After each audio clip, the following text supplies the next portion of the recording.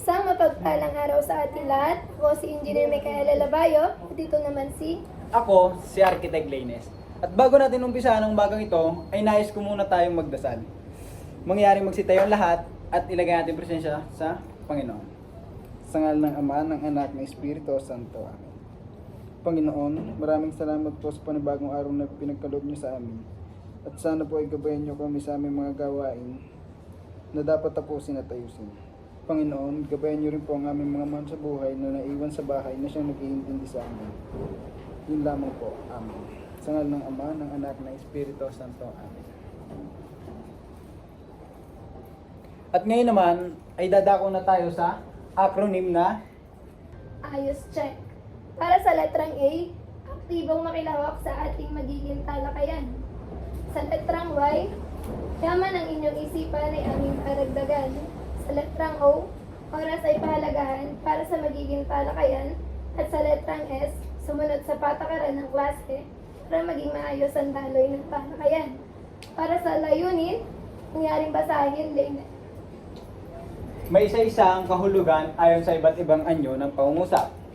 At ang sumunod naman ay mapahalagaan ang kahulugan ng bawat anyo ng pangungusap.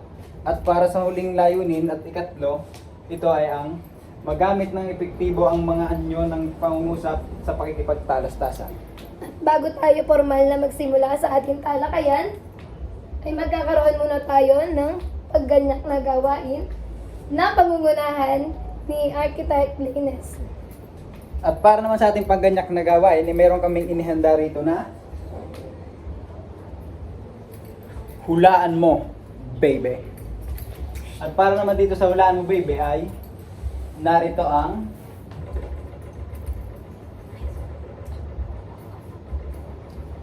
mechanics. Hahatiin ang klase sa dalawang grupo at ang bawat grupo ay pipili na 5 kinatawan na siyang sasagot sa aming inihandang katanungan.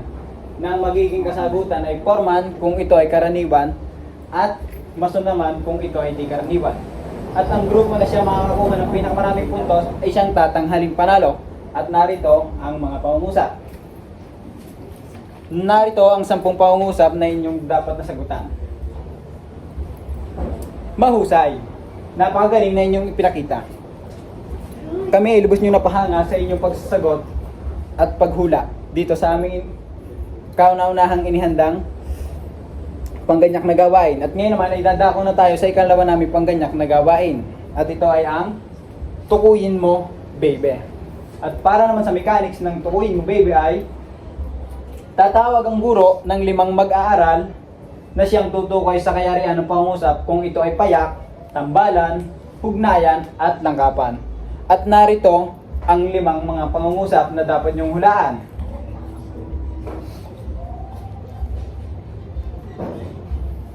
Mahusay. Talagang napakagaling ninyo. Kami ay lubos nyo nang napapahanga sa inyong galing sa paghula at pagtukoy. Napakahusay nyo talaga, Pilipino 2A. At ngayon naman ay dadako na tayo sa ikatlo naming pangganyak na gawain. At ito ay ang sagutin mo, baby. At para naman sa mechanics nito ay narito ang tatawag ang guro ng mga mag-aaral na siyang sasagot sa inihandang katanungan ng guro. Sasabihin ko anong gamit ito ng pangusap. Kung ito ba ay paturol, patanong, padamdam, pautos, o pakiusap. At narito ang mga pangungusap.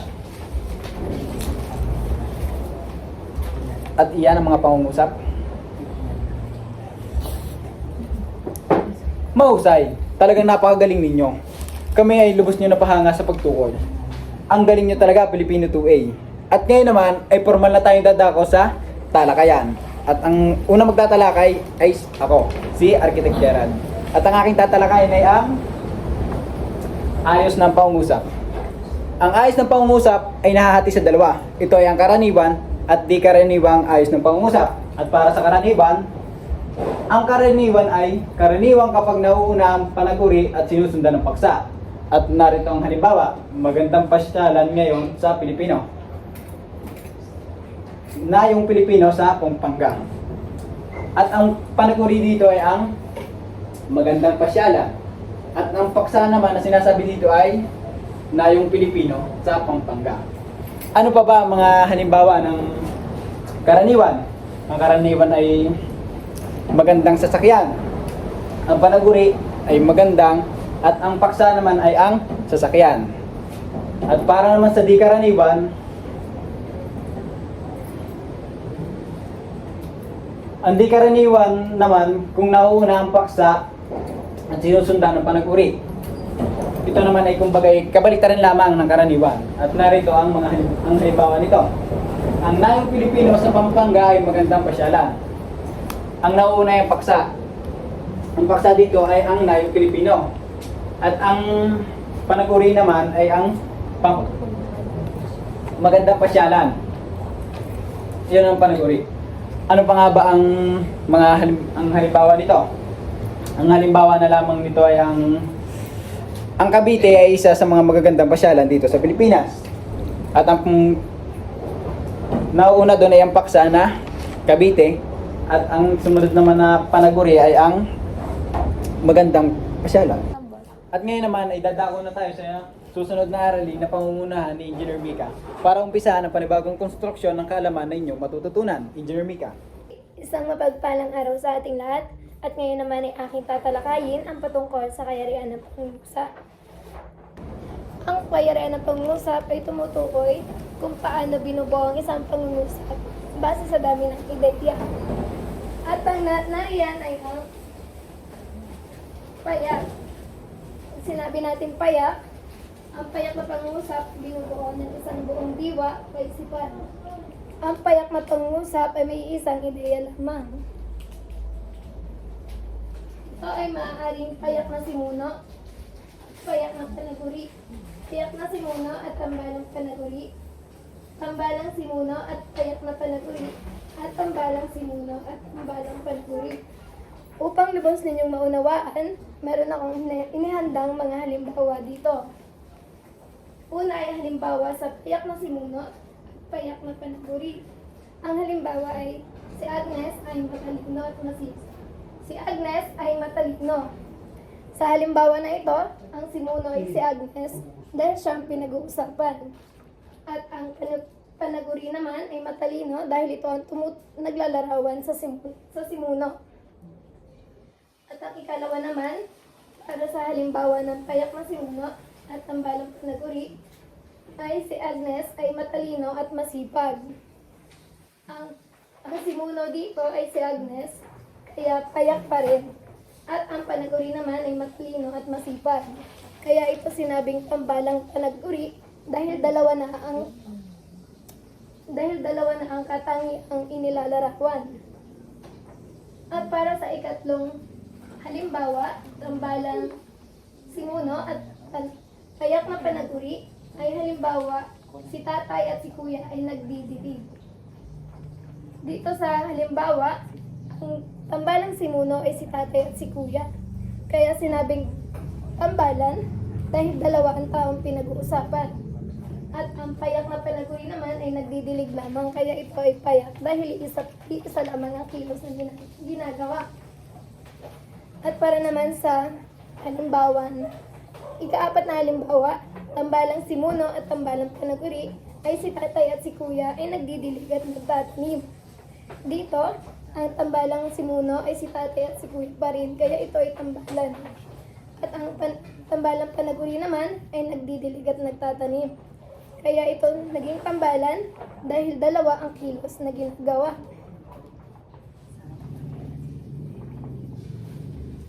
Sunod naman ay ang tambalan. Ang tambalang pangungusap ay binubuo ng dalawa o higit pang sugnay na makapag-iisa. Ang tambalang pangungusap ay binubuo ng dalawa o higit pang ideya na pare-parehong buo ang diwa. Ibig sabihin, kahit paghiwalay din, kaya pa rin nila, may saysay pa rin kung ano yung sinasabi dito. Sunod naman ay ang hugnayan. Ang hugnayan naman ay ang pangungusap na binubuo ng sugnay na makapag-iisa o higit pang katulong na sugnay.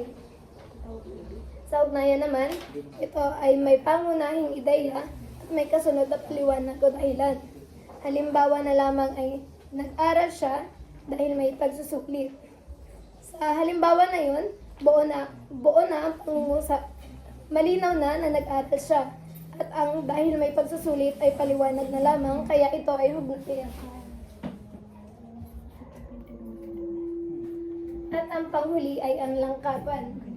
Ang langkapang pangusap ay binubuo ng dalawang sugnay na makapag-iisa o higit pang sugnay na di makapag-iisa.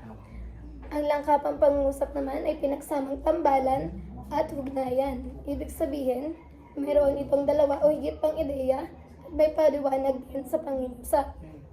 Sa madaling salita, nagkakaiba-iba ang kayarihan ng pangungusap depende sa dami ng ideya at paraan ng pagkakabuo nito. At ngayon, tatawagin ko ulit si Architect Lignes para ipagpatuloy ang ating talakayan. Muli, isang mapagpalang umaga sa ating lahat. At ngayon naman ay dadako na tayo sa panibagong aralin. At ito ay ang gamit ng pangungusap. At para sa gamit ng pangungusap, ito ay ang paturol. Ang pangungusap na ito ay nagpapahayag ng kalagayan o pangyayari na nagtatapos sa bantas na tuldok. At narito ang ilang mga halimbawa nito.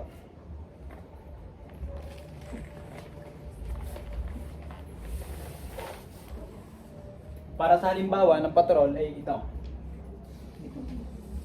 Magsasagawa ng seminar para sa paglilinang at pagpapaunlad ng wika. Ito ay patrol sapagkat ito ay nagtatapos sa tuldok. Ano pa ba ang halimbawa ng patrol? Ang bata ay naglalaro. Ito ay nagtatapos pa rin sa tuldok. Ang baka ay mataba. Nagtatapos sa tuldok. At para naman sa susunod ay ang patanong. Sa patanong naman, ito ay ang pangungusap na nagtatanong o nag-uusisa at ginagamitan ng bantas ng patanong.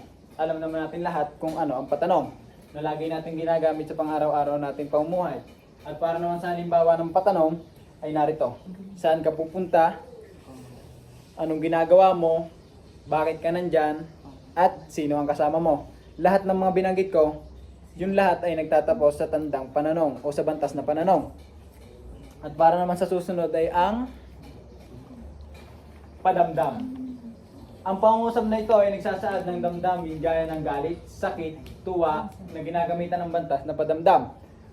Sa padamdam ay kumbaga ito yung mga naging nararamdaman natin na kung saan ginagamitan ng tandang padamdam. Ang mga halimbawa na lang nito ay ang pagiging masaya. Halimbawa na lang kung bakit yan nagiging masaya ay nanalo kami, nagwagi kami, at marami pang ibang halimbawa para sa tandang padamdam. Halimbawa na lang kapag ikaw ay nasaktan, nabigo, maaaring sabihin mong masakit. Iyon ay may ibig sabihin na padamdam. Na kung saan malalaman ng mambabasa o ng iyong kausap na ikaw ay talaga nasaktan. At para naman sa susunod ay ang pautos. Para naman sa pautos ay ang pangungusap ay nagsasaad ng pag-uutos na ginagamitan ng bantas na tuldok. Halimbawa na lang ay inutusan ka ng iyong ina. Kapag inutusan ka ng iyong ina, iyon ay isang pautos. Halimbawa na lamang ng pangungusap ay ang bumili ka ng suka sa tindahan.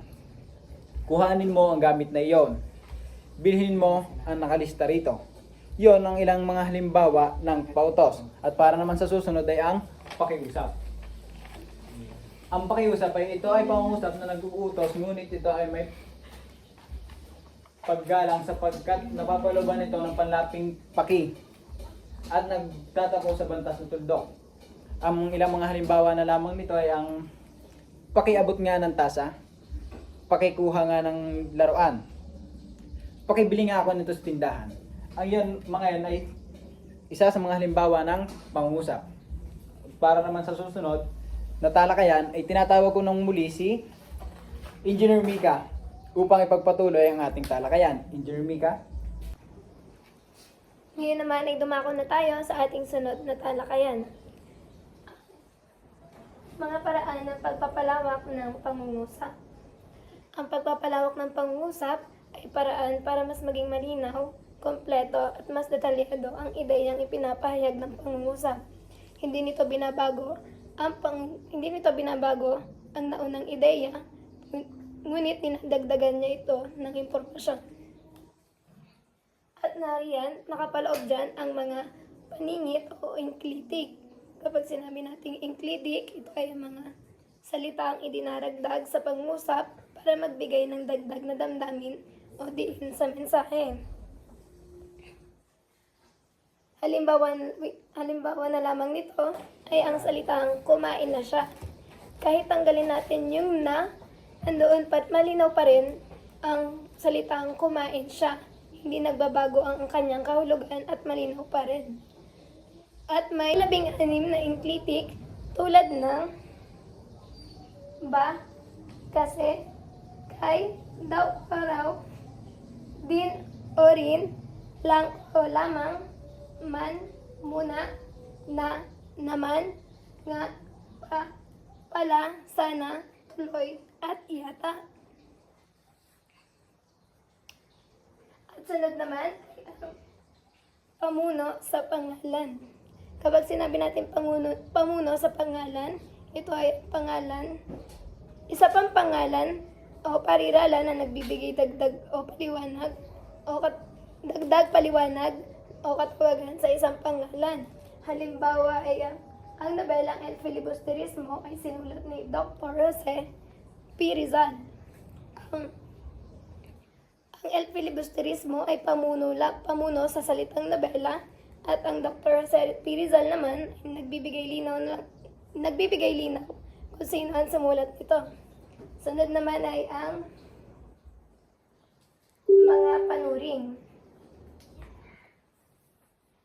Ito naman ay ang pagdaragdag ng mga panuring o mga salitang nagbibigay turing. Ang panuring naman ay ito yung nagbibigay turing o paglalarawan sa pangalan, pandiwa, pang-uri o kapwa pang-abay. Ito ang nagiging dahilan kung bakit humahaba at mas nagiging malinaw ang pangusap. Sunod ay pang-uring panuring sa mga pangalan o panghalik. Halimbawa nito ay ang bata ay mabait. Kapag nilagyan ng panuring, ang matulunging bata sa klase ay mabait. Mas nagiging linaw kung anong klaseng bata ang tinutukoy. Sunod ay pang-abay na panuring sa mga pandiwa, pang-uri at kapwa pang-abay. Halimbawa na lamang nito ay dadalo sa pagpupulong ang mga guro. At dadalo bukas sa pagpupulong ang mga guro. Yun ay ang pang-abay na pamanahon. Kaya siya tinawag na pang-abay na pamanahon dahil ito ay sumasagot sa katanungan na kailan. Sunod naman ay dadalo bukas sa pagpupulong ang mga guro sa Cebu. Kaya naman ito naging panlunan dahil ito ay sumasagot sa katanungan na saan.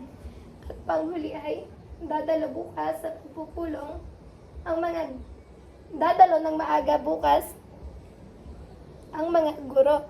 Ito naman ay kaya siya naging pamaraan dahil ito ay sumasagot sa tanong na paano. Kaya naman makikita na nadagdagan ang detalye kung kailan, saan at paano gagawin ang kilos. Para naman sa pagtatapos ng aming talakayan, tinatawag ko na ulit si Architect Laines para ibigay sa inyo ang mga gawain. At narito ang inihanda naming mga gawain. At ang unang gawain ay ang tukuyin ang kayarian ng pangungusap. Suriin kung payak, letter P. Tambalan kung T. Hugnayan kung H. O langkapan kung letter L. At narito ang mga pangungusap. At para naman malaman kung tama ang inyong mga naging kasagutan, ay narito ang mga kasagutan. At para sa kasagutan, para sa unang bilang ay letter H, sa ikalawa ay letter T, sa ikatlo ay letter L, at sa ikapat ay letter T, at para sa uling bilang ay ang letter H. Mahusay, talaga nga namang napakagaling ninyo. Alam ko lubos sa inyo na marami ang nakakuha ng mataas na puntos. At para naman sa susunod, meron pa akong inihandang isa pang gawain na tiyak na kayo ay matatasakin yung mga isipan. At para sa susunod ay ang tukuyin ang gamit ng pangungusap. Para sa panuto, isulat kung paturol, PT, patanong, PN. Padamdam, PD. Pautos, PU. O pakiusap na PK. At narito ang mga pangungusap na inyong sasagutan. At para naman malaman kung tama ang inyong mga naging kasagutan, ay narito ang mga kasagutan. Para sa kasagutan, sa unang bilang ay PP, sa ikalawa, PK, sa ikatlo ay PD. At sa ikaapat ay PN, at sa ikalima naman ay PU. Mahusay, talaga nga naman kayo ay natuto sa aming ginawang pagtatalakay. Dahil dyan, bigyan na inyong sarili ng pagkatutuklap. Alam nyo ba kung ano pagkatutuklap? Ito ay ang 1, 2, 3. 1, 2, 3. Pundasyon ng pagkatuto. Mangyari magsita yung lahat. 1, 2, 3. 1, 2, 3. Pundasyon ng pagkatuto. Mahusay. At para naman sa susunod naming gawain ay ang palawakin mo. Palawakin ang pangungusap gamit ang paningid na inklitik, pamuno o panuring. At meron kaming 5 pangungusap na siya yung palalawakin. At para naman dito ay narito ang mga kasagutan. Para sa kasagutan ay nariyan ang mga kasagutan na maaari nyo naging sagot. Ang batang maliit ay umiiyak ng malakas, panuring. Si Lisa, ang magaling na mga awit ay umaawit sa entablado, pamuno. At sa ikatlo, kumain niya si Mario ng masarap na tinapay, paningit o iglitik. At para naman sa pang-apat, naglalaro ang mga batang masigla sa parke, panuring at paningit. At sa huling bilang naman, ang bilang 5 ay ang si Ana, ang aming kaklase ay masipag mag-aral, pamuno. At para naman sa susunod na gawain ay ang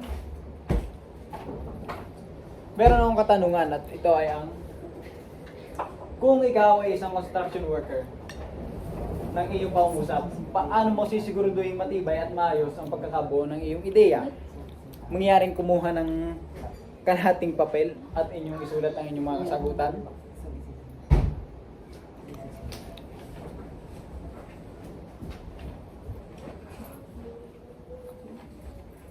Mahusay. Talaga nga namang napagaling ninyo sa pagbuo at pagpapatibay ng inyong mga ideya sa sarili ninyong pangungusap. At para naman sa susunod ay dadako na tayo sa pagtatasa o pagtataya ng inyong mga natutunan sa aming tinalakay ngayong araw. At ito ay panuto. Sumulat ng isang sanaysay tungkol sa iyong natutunan sa araling tinalakay na ayos ng pangungusap, kayarian ng pangungusap, gamit ng pangungusap at mga paraan ng pagpapalawak ng pangungusap. Meron lamang kayo 10 minuto upang tapusin ang gawain. Tapusin ito. Gawing hanguan ang gabay na tanong sa pagsulat ng inyong sanaysay. At narito ang gabay na tanong. Paano mo magagamit ang kaalaman sa wastong pangungusap sa pang-araw-araw na komunikasyon sa paaralan o sa trabaho? At ang oras nyo ay magsisimula na.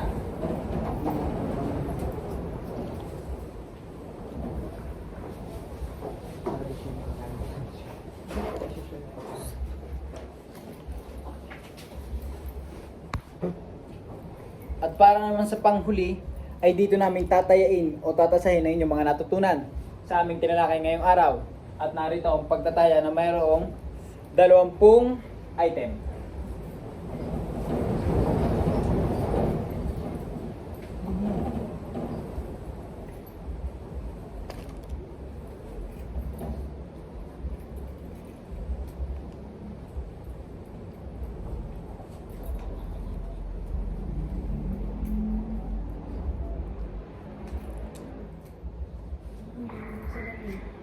Para sa ikalawang pagsusulit ay ang pagtukoy.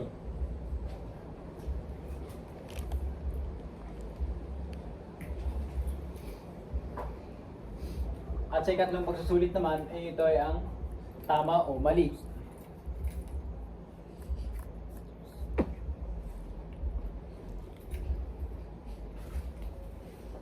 At ito ang mga susi sa pagwawasto. Para sa unang pagsusulit na pagpipilian ay narito ang mga kasagutan. At sa ikalawa naman pagsusulit ay sa pagtukoy ay narito rin ang mga kasagutan. At sa ikatlo ay narito din. Talaga nga naman kayo lubos na may naunawaan at natutunan sa aming talakayan ngayong araw. At para sa pagtatapos ng ating aralin, ay tinatawag ko ng muli ang ating engineer na si Engineer Mika. Muli, ako si Architect Laines. At ako naman si Engineer Mika. Maraming salamat. Sawadee ka.